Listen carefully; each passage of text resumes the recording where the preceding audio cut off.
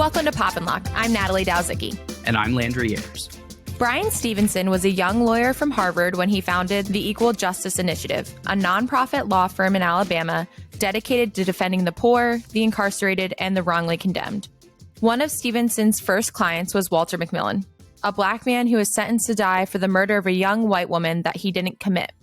With Michael B. Jordan portraying Stevenson and Jamie Foxx as Walter McMillian, our movie in focus today, Just Mercy, tells a heartbreaking story of how the U.S. justice system carries out the death penalty. Here to discuss this biographical legal drama is Cato's Vice President for Criminal Justice, Clark Neely. Hi, good to be here. And the Assistant Director at the Rock Ethics Institute at Penn State University, Ben Jones. Thanks, Natalie. It's great to be here. One of the things this movie emphasizes is the aspect of the death penalty as a communal act of sorts with communal effects. There is the pressure of the white community on the district attorney to maintain this conviction. There is the culture of fear that the Black community lives under, which one of the girls that Bryan Stevenson meets when he visits McMillian's family and friends says makes her feel like they put them all on death row. And there is the prison community that is built by the inmates who bond during their time incarcerated together.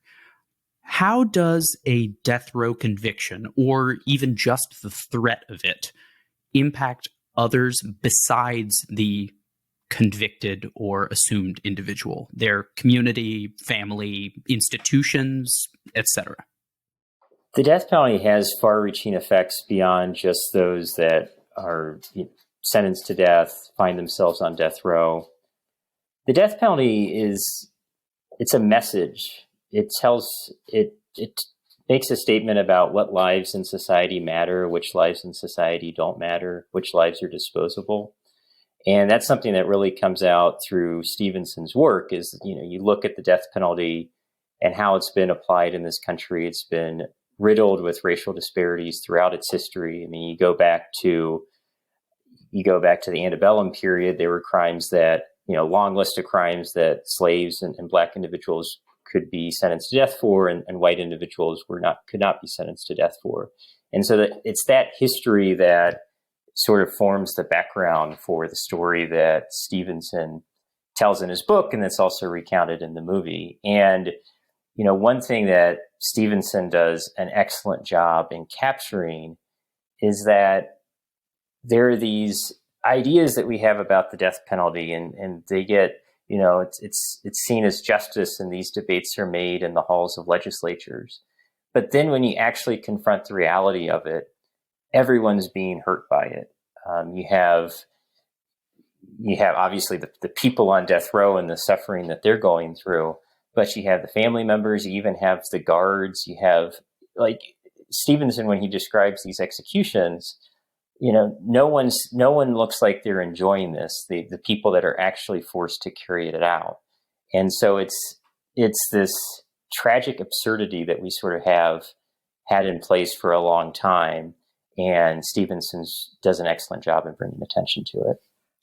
I also think, Landry, that you bringing up the other people involved, like as far as like the DA and the white community, especially like the way it's portrayed in this movie, there's an interesting dynamic at play between the prosecutor and the judge that presides over the I think it's over the judge from Alabama who's presiding over the original appeal to get the case reheard. And I think it also takes a toll on those communities too, but in a different way. And I guess what strikes me as this like very odd relationship between the prosecutor and the judge, and the prosecutor not wanting to be seen as having been incorrect about McMillian, and kind of like the prosecutor wanting to uphold his reputation, even when he could see that there was strong evidence that they had gotten it wrong. And I was wondering if we could speak a little bit about that dynamic too. Well, I want to make 2 points. The first is that it would be incredibly mistaken to suggest or to suppose that as long as it's not a death penalty case, and as long as there are no racial dynamics, then everything is fine. What's really horrifying, I think, about our system is that it's fundamentally rotten and broken, regardless of who you are or the nature of the crime. Everything from just misdemeanors. The way we process misdemeanors in this country is a travesty. The way we process felonies in this country is a travesty. And the way we do death penalty cases is absolutely a travesty and a tragedy. And so what I would say is that we have a baseline of awfulness that then gets even more awful if there are racial dynamics involved. And the reason I make that point is nobody should feel that you can just sort of let yourself off the hook if you say, well, listen, in my heart, I know that I'm not a racist. And in the community where I live, I don't see any example or any obvious manifestation of racial animus in the criminal justice system. So everything must be fine. Absolutely not.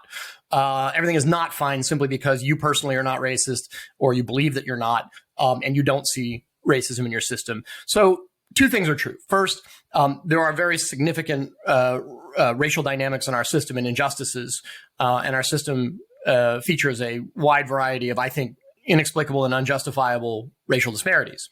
But it is also broken, separate and apart from all of that. That just makes everything worse.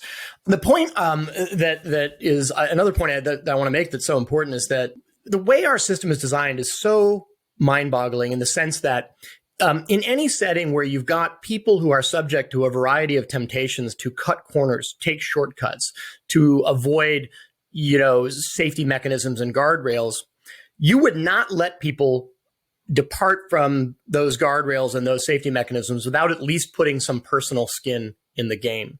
And that's one of the biggest things I think people don't realize about our criminal justice system is that the people who are making these decisions, who to charge, what cases to take to a grand jury, what constitutes enough evidence to proceed, they have zero personal skin in the game. If they make a mistake, if they convict the wrong person, if they put the wrong person on death row and they execute the wrong person, everybody involved goes home to have dinner with their family that night.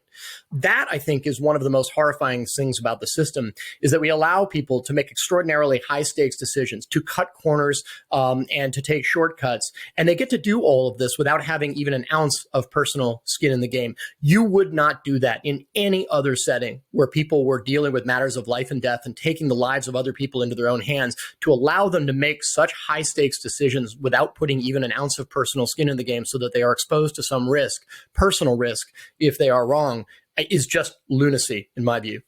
And that's evident in the movie where you have Sheriff Tate, who led the shoddy and racist investigation against Walter McMillian.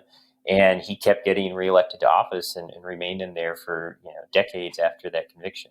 So that's just one example, and there's so many others across the criminal justice system. It's also exemplified in Tommy Chapman, the DA, who has these perverse incentives that eventually, luckily, Bryan Stevenson's character is able to call him out on when he goes to visit him and says the only thing that he has at risk is his reputation. And I wonder, even if that is at stake, or at least how much it is at stake. If anything, it is the one thing that he has skin in the game. But at the end of the day, when the stakes are as high as they are, it is really nothing relative to everyone else's stake in a case like this. But I think that comes from his sort of perverse idea of what his job is, which he says is to defend the integrity of a jury's conviction, which Bryan Stevenson combats at the end finally as incorrect. He says his job is to achieve justice. Is that emblematic of what district attorneys feel like across America today even? Is that what they think their job is? And where do you think that idea comes from? Well, I would say this. We have to be careful not to overgeneralize and to, assert that everybody thinks exactly the same way, because it's not true. On the other hand, if you're asking as a group, do prosecutors tend to be extraordinarily resistant to admitting the possibility that they have made a mistake? The answer is absolutely yes. And we've seen even, for example, Kamala Harris and her office, when she was a prosecutor in San Francisco, an attorney general, fought tooth and nail against people who were trying to exonerate themselves after having been convicted. That is absolutely characteristic of prosecutors' offices from one end of the country to the other. So that is absolutely a feature of our system. And on some level, it's understandable. I mean, accusing somebody of killing another human being, of murdering another human being, is an extraordinary accusation with extraordinary consequences. And to suppose that you might have been wrong in accusing somebody of one of the worst things that a human being can do, convicting them of a crime they didn't commit, and exposing them to the possibility of being put to death by the state when you were wrong all along, it's understandable, I think, on one level, that people would be extraordinarily reluctant to admit the possibility of mistake. But in the face of all the evidence we have that mistakes happen, it is nevertheless absolutely culpable. I think it brings attention to how much power DAs have in our criminal justice and political system generally. I mean, these are typically not the races that a lot of people put their attention on around election time, but who's elected as DA can just make a world of difference for the wrongfully convicted and others who are facing criminal sentences. And, you can look at one case that has gotten a lot of attention recently is Curtis Flowers, who's a death row inmate in Mississippi, and the DA there, Doug Evans, there were 6 murder trials that went on, and he just kept persistently trying to get the death penalty against Mr. Flowers, despite the lack of evidence in a compelling case that he did it. But then you have other examples across the country where new district attorneys come in, they set up conviction integrity units, and they go back and they look at old cases and try their best to uncover injustices that were done and take steps to release people who were innocent. And so it really, these DA races make a huge difference. And so often you see these exonerations happen because a new DA comes in who's not so stubborn about protecting a shoddy conviction. How often does something like police trying to get other inmates to lie about what they have heard amongst their fellow inmates in order to get convictions? So like this idea that you're going to an inmate and you're offering them like a lighter sentence, or you're offering them some type of perk in order to lie about someone else's case. I couldn't tell if that was something that's for dramatic effect or if that's like something that's like seriously rampant. Well, the short answer, of course, is that we can't say with any precision, because that is not the kind of thing that anybody would document and would, on the contrary, go to extraordinary lengths to try to cover up.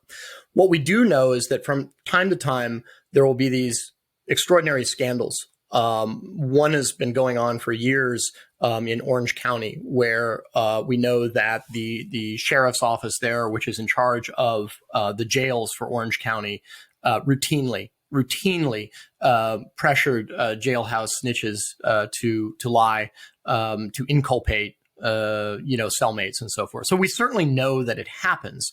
We also know that the government will go to extraordinary lengths to try to hide the fact that it happens.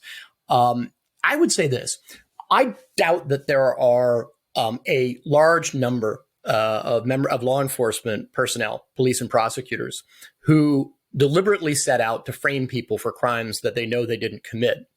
What I think almost certainly happens a lot is that they reach sometimes rather snap judgments about who's guilty, and then they will build a case around that presumption, remaining blind oftentimes to increasing amounts of evidence that their initial impression about the case and who was guilty was incorrect.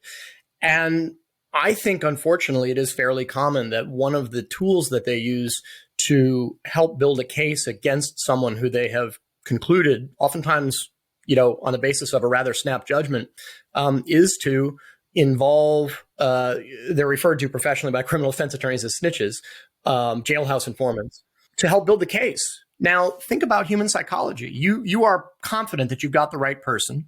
You are confident they've done a terrible thing and ought to be taken off the streets. On some level, you may realize that the case is somewhat shaky, and so you may grasp at straws. You may turn a blind eye to certain kinds of unsavory investigative techniques if that's what it takes to get this bad actor off the streets. As I referred to a moment ago, the thing that's so scary about it is that all of this is done in an environment where the people making these decisions have zero skin in the game. Nothing will happen to them if they turn out to be wrong. Nothing, almost without exception, nothing will even happen to them if they are discovered to have engaged in demonstrably illegal conduct in terms of pressuring people to inculpate others and feeding them facts so they can sound more credible. It's astonishing what police and prosecutors get away with in these cases when they engage in blatant misconduct. The short answer is we don't know how much it happens, but we know it happens more than sporadically. We all fall victim to confirmation bias. That's just how humans are constructed. But what's important is setting up, as was said earlier, setting up certain guardrails to protect against that. And so, the Innocence Project, other organizations, they have, long list of reforms to help protect against law enforcement misconduct and confirmation bias, sending the wrong person to prison. But what's, frustrating is there's often, pretty strong resistance from law enforcement for putting in place some of those reforms. In terms of your specific question about how common is this type of misconduct, we don't have a firm answer, but I guess the data that we do have is there's the National Registry of Exonerations, which keeps track of every exoneration in the U.S. since 1989, and so they're able to look at all those cases and see, okay, what was the causal factor for why the wrong person ended up in prison, and in over half those cases, official misconduct or perjury or false accusation was one of the reasons. So at least among those cases where we see wrongful convictions, these factors are quite common. Yeah, I wanted to add something that I discovered in the course of my work that I find absolutely horrifying. It's actually a felony under federal law to provide a witness with a thing of value in exchange for their testimony. So if you're a criminal defense attorney and you pay for somebody to stay in a hotel room, or you give them some money so they can, get a meal while they're on the road coming to testify, that's actually a felony. The one class of person to whom that does not apply, or whom the courts have held that does not apply, is prosecutors. Prosecutors are allowed to bribe witnesses. And I'm going to use the word bribe. They're allowed to give them cars, homes, cash, and they're allowed to bribe witnesses with the one thing that's even more valuable than money, which is freedom. They can take years off your sentence. They can agree to drop charges that they would otherwise have pursued against you. And the thing that's so insane about that is that all of the reasons that prompted Congress to make it a federal felony to give a witness a thing of value in exchange for their testimony apply equally when prosecutors do it. It's not as if somehow when a prosecutor bribes a witness, their testimony is less prone to manipulation or that they're going to be more truthful, right? So I think in some sense, that's our system on a plate. We have a system that recognizes that when lawyers are allowed to pay witnesses for their testimony, that is in effect a bribe, or can be a bribe. And then we turn around and allow prosecutors to do it and pretend as if, all the concerns that make us, understand you shouldn't allow lawyers to do that, somehow they just go out the window when it's a prosecutor doing it. And if you ever wanted a snapshot of the American criminal justice system, I would submit that's a really powerful one, that we've got a system in which you yourself would be prosecuted for giving a witness a thing of value in exchange for their testimony. But when the government does it, it's just peachy keen, and they do it all the time. They do it. I mean, that one we know happens all the time. Witnesses are given a thing of value by the government. And I just think that's absolutely shocking and dismaying. And Alan Dershowitz, the famous criminal defense attorney at Harvard Law School, summarizes it beautifully. He says, the problem with allowing anybody to bribe a witness is that they will not just sing, they will compose. I think another thing that this movie kind of brings up is like the larger discussion about the death penalty and maybe how many inmates on death row are actually innocent. And I was kind of wondering what the impact of, well, we can say this film or the book that preceded it, or even like the work that EJI does, has impacted the larger discussion about the death penalty. Like, how has our views of the death penalty as like a society changed in the last, let's say, 3-4 decades? How is it continuing to change? And like, what has been like the status of, like, let's say from a federal level, because each state has it a little bit differently, right? Of like how Americans view the death penalty. If you look at the development of the death penalty in U.S. history, the Supreme Court struck it down in 1972. And when the Supreme Court took that action in Furman v. Georgia, it was seen as in line with globally what was going on. And you really see, like, after World War II and the atrocities that happened during World War II, there was a number of countries started to move away from the death penalty and came to the conclusion, maybe this isn't a power that we should give the state. And so you have the U.S. strikes it down in 1972, and that's sort of seen as, oh, okay, like all these Western nations are getting rid of the death penalty. U.S. got rid of it, and Stevenson wouldn't have been doing his work defending people on death row if that decision had just stayed in place. But there was a strong reaction to the Furman decision in 1972, and you have a lot of groups that came together that basically did their best to sort of bring back the death penalty. And in 4 years later, it was brought back in Gregg v. Georgia, which basically said, if you're a state and you want to bring back the death penalty within certain constraints, you can do it. And you see a number of states bringing it back. And remember, this is a time when there's rising crime rates in the United States. And politically, the death penalty becomes seen as the badge that a politician can wear, saying that I'm tough on crime. And so it just becomes, if you're Republican or Democrat, this is something that you support. And so, during the 1990s, during the Clinton administration, you'd have bills that would pass Congress, which would expand the federal death penalty, with Democrats and Republicans supporting it. And so you just have more states bringing back the death penalty. You have, in the 90s, increases in executions, increases in death sentences. Support for the death penalty reaches around 80% in the mid-90s. And, at this time, it just seems like the U.S. is like, this is just, the death penalty is as American as apple pie. And so what you really start seeing the shift around the late 90s and the early 2000s.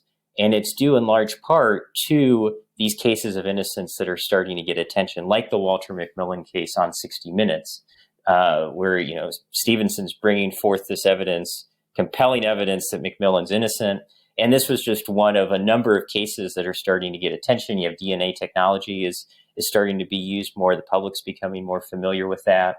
And there's this realization that, hey, we may be executing innocent people if we keep this in place. And so you go from the mid-90s, where death penalty is booming in the United States, to a decade later where you start seeing states seriously considering getting rid of the death penalty. And you start seeing dominoes fall with New Jersey, New York, New Mexico, and others that start getting rid of it in the 2000s and into the 2010s. And so over the last 15 years, we've had Virginia's on the verge of getting rid of the death penalty. So I'm going to count Virginia. If you count Virginia, you're up to 11 states in the past 15 years that have gotten rid of it. Executions have declined dramatically. Death sentences have declined dramatically. And where we are today is you basically, there are some states that execute people a lot more than others, but even when you look within those states, it's actually it's a small number of counties that are primarily driving the death penalty. So 2% of counties are responsible for a majority of death sentences and a majority of executions. And that's basically what we're left with. There's this dramatic shift against it. And I mean, I think that's a testament to how powerful the work of Stevenson, his organization, as well as others, has been in really shifting the tide on the death penalty debate in the United States. I want to make an uncomfortable point here, and that is that it's tempting sometimes in discussions of this nature to act as if this is a really simple issue, and if you simply were sufficiently enlightened and your heart was in the right place, then it would be really easy and we would just abolish the death penalty. I myself am opposed to the death penalty for a number of reasons, but I don't think that it's necessarily an easy issue. And one of the things that we often don't talk about in discussions like this is the absolute savagery and the cruelty of some crimes that are committed.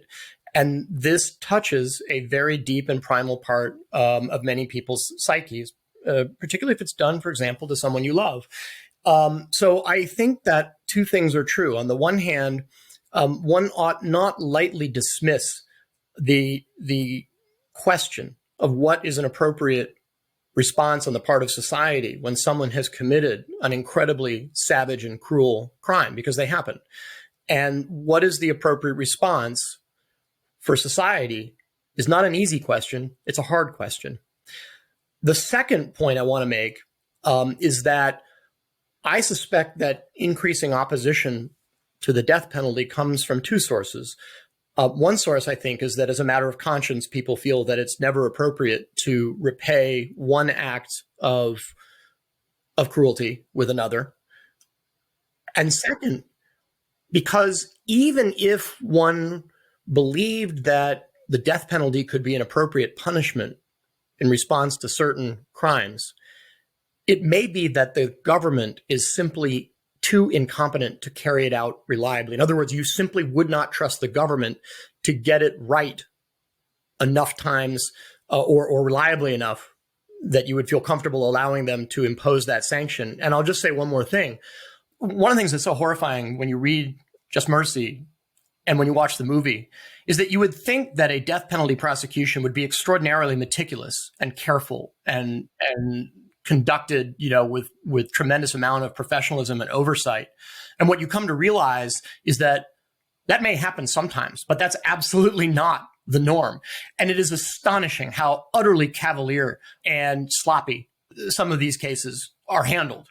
And when you see one up close, as Bryan Stevenson walks us through in this book, at least for myself, it leaves you with this sense of horror that anybody's life could be taken and they could be put to death on the basis of such an astonishingly sloppy and cavalier process. It's absolutely mind-boggling. I have just two quick things to add. One is when you were talking about people not trusting the government to carry this out, a quote from George Will, the columnist, came to mind, and he says, "The death penalty is a government program, so skepticism is in order." And I think that's a view you increasingly see among sort of small government types who are skeptical of the death penalty. Another thing, and I think this is a really important point that Stevenson has made, is when you look at the history of the death penalty, the racial disparities in it have been there since it began, and disproportionately being used against Black individuals. You actually had laws in place that said if you're Black, you can get the death penalty for this. If you're white, you can't get it for this. And in fact, when you look at in the early 20th century, when lynching started to go down, you actually had a rise in executions in the United States. And so there was this shift away. We won't lynch Black individuals. We'll just execute them instead, usually in very sort of quick trials with no due process. And when you look at that history and you continue to see the racial disparities that we have today, that makes it especially problematic. If Germany after the war still had the death penalty and it was disproportionately executing Jewish individuals in the state, we would be horrified by that. That would not be tolerable. Yet we have a history of racial terror in the United States where the death penalty, other forms of criminal justice have been disproportionately used against Black individuals. And we continue to see these racial disparities, which makes it especially morally problematic in the context of the U.S. Now, this might seem like a challenging question because as we've discussed, there's a lot of different factors at play that are making this system, especially the way U.S. carries out the death penalty, just kind of a mess. But do either of you think there are specific actions that could bring the needle a little bit closer to actually being a just system that's fair to everyone? Like, is there something that's like incredibly blatant that could be a fix that we could see in the next 10 years, especially since like it seems that the support for the death penalty has gone way down? Like, is there any solutions that would help alleviate the various pressures that this system is seeing? Well, I'll start with the death penalty because that's like the death penalty. I mean, it could be I understand sort of why emotionally it can be a difficult issue for folks, but in terms of like policy and like how do you fix the death penalty, it's a pretty straightforward policy solution in terms of, you can get rid of it Lots of states have gotten rid of it. The sky has not fallen. Crime has not exploded. Like it's pretty easy to do without negative consequences, and a lot of positive consequences in terms of you're making sure you're not executing innocent people and the like. And in terms of, there's the federal death penalty, and then a number of states have the death penalty. So at the state level, states can, pass their laws. They can get rid of it regardless of what the federal government is doing. And a number of states have done that, and they can continue to do that. The federal government also there's a federal death penalty. And so when Trump was in office, they were very active in carrying out executions, especially before the end of his term. And so with a new administration in there, like, they have a lot of power to sort of to put a moratorium on executions, to stop seeking the death penalty, to stop executing folks. So in terms of the federal death penalty, like all the executions we've seen in recent years, that can come completely to a halt with the new administration. And so, it's not going to end tomorrow. I don't think there's going to be a Supreme Court decision in the near future striking down the death penalty, but I think there can still be a lot of progress that is made at the federal and the state level that continues to chip away at it. Yeah, I think part of the concern maybe, and maybe the reason for the hesitation in answering the question, is that I suspect none of us want to sound like we are trying to help the government figure out some way to do the death penalty better, when in fact we think it shouldn't be doing it at all. But I will say there are three hallmarks, at least, of our criminal justice system generally, and the application of the death penalty specifically, that tell you what a completely unserious process it is, and how utterly uncommitted it is to getting it right. And the first is the quality of defense counsel in capital cases. Sometimes it's very, very high, but sometimes it's extraordinarily low. And if you cared about making sure that you were not going to take the life of an innocent person, given how relatively few capital cases there are, it would just simply be a willingness to commit the resources that are necessary to ensure that every defendant in a capital case has high quality representation, to hold the government to a very high standard, and to make sure that corners are not cut, and the kinds of jaw-dropping misconduct and errors that are featured in Just Mercy, that the government doesn't get a free pass on all that stuff simply because you don't have high quality counsel on the defense side. So that's one thing we would do differently if we actually cared about getting this right, is to ensure that every capital defendant had truly high quality representation. The second thing we would do is we would hold police, prosecutors, and other government officials to an extraordinarily high level of accountability, so that, for example, if there were prosecutorial misconduct in a capital case, that person would go to prison for a long time, right? We would do that if we cared. We cared about discouraging prosecutorial misconduct of the kind that we saw in the Bryan Stevenson's case that he describes in Just Mercy, and that we see all the time in other cases. We would ensure that the people who are in a position to decide whether to cheat, whether to cut corners, whether to try to get away with things in order to obtain the conviction, understand that if they're caught, they're going to pay an extraordinarily severe price. We don't do that at all. In fact, they almost always get away with no consequences whatsoever. So that's a second hallmark that lets you know that we're completely unserious about getting this right. And then the third thing that lets you know how totally unserious the system is about trying to get correct results is that in any other setting where there's human beings are engaged in high stakes and potentially, error-prone activities. And I'm thinking of two that I have personal experience with. Medical malpractice. I used to do a fair amount of that, defending doctors as a young lawyer. And commercial aviation. My father was an aerospace engineer, worked for NASA. I know a fair amount about commercial aviation. What you see in medicine and commercial aviation is that when there is what they call a sentinel incident, that means the kind of incident that you don't just want to minimize, you want to prevent it from ever happening, a plane crash, or a really significant act of medical malpractice, they will do something called a sentinel incident review. And what that means is they take a minute look at their process. They put everything under the microscope, not primarily to assign blame, but to understand what it is about the process that allowed this intolerable outcome to happen, so that they can then make changes to try to prevent it from happening again. Criminal justice is the one area that I'm aware of in all of human endeavor, where you have high stakes, and I'm not aware of a single prosecutor's office, including the Department of Justice, that conducts a sentinel incident review when there is an exoneration.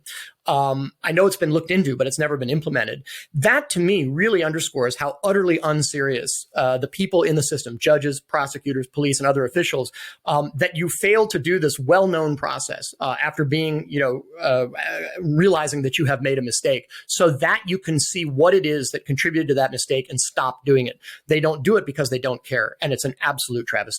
Right. And that seems like something that's done in other areas, like you said, other human endeavors. That's just like a natural assumption that that type of investigation or that type of deep look is taken into account. And it seems obvious and kind of troubling that that doesn't already happen. I would just really encourage people to read the book as well as watch the movie. The movie is great, and I enjoyed it. I enjoyed it a great deal. The book, though, just gets into so many additional details that, just the movie can't fit in given the constraints. So the movie or the book is really tremendous, and encourage people to take the time to read that too. I just like to second that. I read a lot of books about criminal justice, many of which are exposés that are designed to try to convey to you how utterly broken the system is. Just Mercy affected me more, I think, than any other book that I've read in this space. It is extraordinarily well written, and it is absolutely, it paints an absolutely horrifying picture of the system that everybody really needs to know about in order to, I think, to participate intelligently in this discussion. And now for the time in the show where we get to share all of the other things that we've been enjoying with our time at home. This is Locked In. Ben, Clark, what else have you been enjoying during your time at home over the past almost year now that we've been at home? Any other books, movies, TV, games that you've been occupying your time with that you think the audience would enjoy? So one recommendation I would have, and this is a case that I mentioned earlier in our discussion, I mentioned the Curtis Flowers case and his recent exoneration. And there is a just tremendous podcast, In the Dark, that goes through in detail all the malfeasance that led to that exoneration and kept him behind bars far too long. And so it's been out for about a year, that podcast, but I would definitely, if you're interested in Just Mercy and the sort of themes that it dives into, definitely check it out. And that podcast also played a significant role in bringing attention to the case and resulting in Curtis Flowers' exoneration. One thing to keep in mind is that when judges are making these decisions, the ideal is that they're just sort of isolated and, not paying attention to anything else. But when a case gets the sort of attention that case gets, it can have impacts in the legal system. So definitely check that out. And it's really incredible what they were able to achieve with that podcast. I'd like to note two things. First, I want to give a shout out to my friend David Marcus, who's a criminal defense attorney down in Miami, and used to work for Williams and Connolly, which is one of the top firms up here in DC, and then kind of went out in the small firm. He's got a new podcast called For the Defense. And it's interviews with criminal defense lawyers about some of the big cases that they've worked on. The most recent one is Rob Carey, who is a Williams and Connolly lawyer who was one of the two leaders of the team that defended Senator Ted Stevens when he was prosecuted for alleged corruption by the Department of Justice. That case resulted in the jury voting to convict, but before sentencing, which is when the conviction becomes official, there was a whistleblower on the investigative team who disclosed that the DOJ prosecution team had cheated its way through the case, systematically failed to make required mandatory disclosures, and the charges ended up being dismissed. It was the greatest ethical scandal probably in the entire history of the Department of Justice.